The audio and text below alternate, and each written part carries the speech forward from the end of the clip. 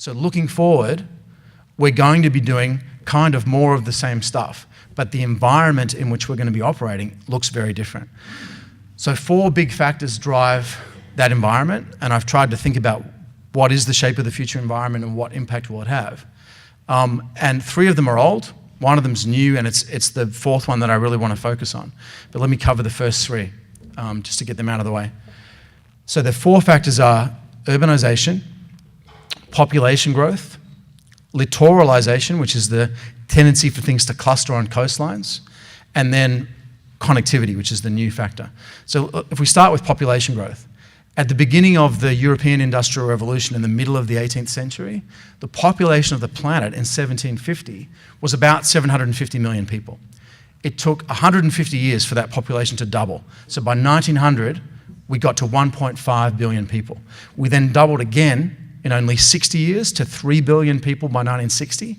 We doubled again to hit 6 billion by the end of the last century. And in the dozen years or so since then, we've added slightly more than 1 billion people. So today, the population of the planet is roughly 7 billion. So you see this accelerating pattern of population growth since the Industrial Revolution. Now, people who do the projections and look at where population and demographics is going suggest that we're not going to keep on rising at the same level forever. We're going to top out at around the middle of the century at about 9.5 billion people on the planet. But that's still about 2.5 billion more people than we have now. In that same time frame, we're likely to see a reasonably or a really significant level of urbanization. So again, if we go back to the Industrial Revolution, in 1800, about 2% of people lived in a city of 1 million or more. So 2% of people on the planet were in a large city. By 1900, it was 10%. By 1950, it was 25%. By 2008, it was 50%. And the projection is we're looking at somewhere around 75% of people on the planet living in a major city by the middle of this century. So again, roughly the current population of the planet will be the urban population by the middle of the century. The third factor is littoralization. And it's a fact based, I think, just in the mechanics of moving heavy stuff, that most cities have traditionally been on coastlines. If you look at megacities in particular, that is cities of a population of 10 million or more, 21 out of the 25 largest cities on the planet are either directly on a coastline or on a major river delta. There's only 4 cities on the planet that are not, that is 4 megacities: Moscow, Beijing, Tehran, and Mexico City. All the other major 10 million or more cities on the planet are coastal cities. Why is that? Because it's a lot easier to move heavy things by water than by land. And so trade has traditionally been seaborne or riverborne, and so cities have tended to aggregate around logistics hubs.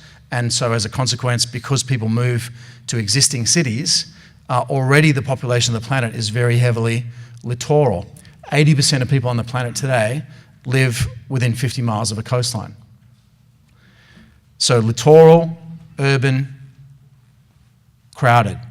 Those three factors, extraordinarily well understood 20 years ago.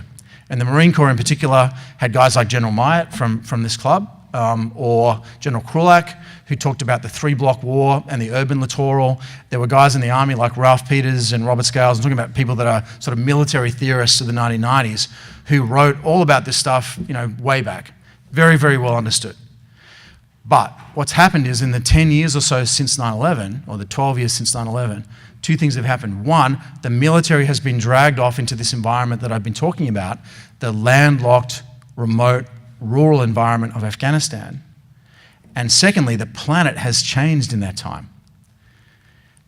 In the year 2000, there were only 30,000 cell phones in Nigeria. Today, there are 113 million. When I was doing my field work in Mogadishu for the book, I was walking around on the street, essentially interviewing people and talking to people about how they make a living. 24% of Somalis own and use a cell phone. 20 years ago, last week, there was a big fight in Mogadishu that's been memorialized in a movie called Black Hawk Down, which some of you may have seen. That fight happened around the Bakara market, which is a major market in downtown Mogadishu. When I was there, I was talking to traders in that market where the Somali shilling, which is a currency that survived for 20 years without a state or a central bank, is traded on a floating interest rate. And the way that it works is they have computers set up, they're on the internet, they understand the international currency rates, and they trade the currency on a currency trading floor on the bottom floor of that market, and 5 times a day they update the trading rate of the Somali shilling, and they fire it out by text message to several thousand traders who are all out in the city, and that's how they work the trades that they do. Now, Somalis have always been traders, but until recently they weren't trading, international stocks or managing remittance money in St. Paul, Minnesota, or in Scandinavia. That's what we see now. And in fact, a lot of what I saw on the ground supported something that a lot of economists are saying now, which is that access to the international trading economy, which is dependent on connectivity, has become one of the really major elements in urban growth.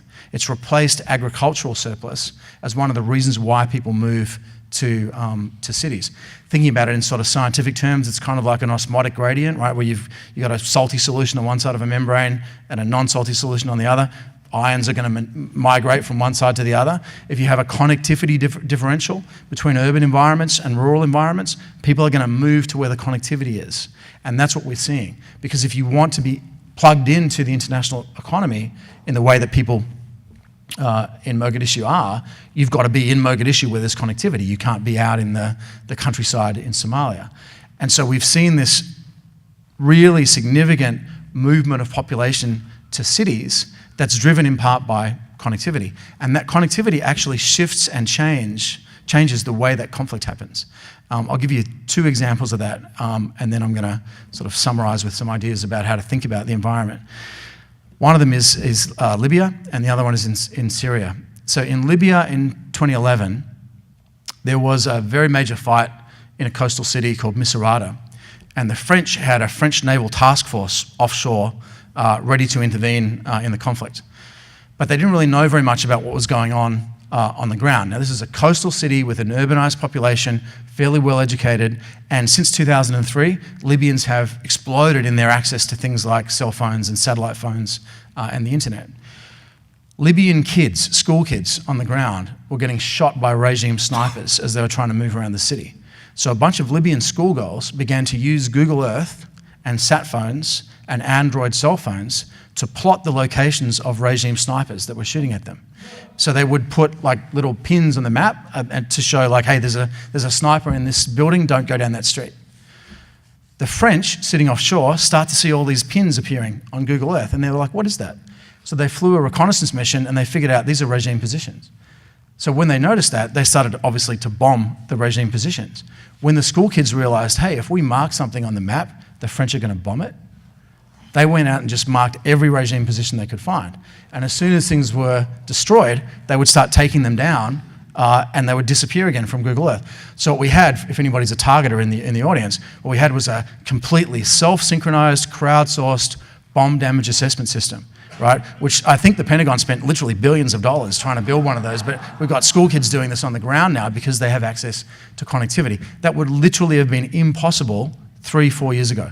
Because I've been very down for the last 20 minutes or so, I'm going to end on an up note, which is it's not all bad, right? I mean, we're talking about 3 billion more people in urban environments by the middle of the century. Not only could that potentially be very good for the planet, right? It could really reduce pressure on the environment in some ways, but also we could be talking about 2 billion more people in the global middle class by the middle of the century, lifting people out of poverty, access to education, access to the means of economic prosperity. There's all kinds of upsides to this. If you're in business, there's a massive business opportunity here. I mean, these cities that we're talking about haven't even happened yet, and we're talking about the entire population of the planet in 1960 is going to need all kinds of stuff just to, get by in these big cities. So there's a significant upside to this. And in fact, there's a lot of good research data which suggests that as cities get bigger, their adaptive capacity and their ability to handle these kinds of problems actually increases faster than the scale of the problems.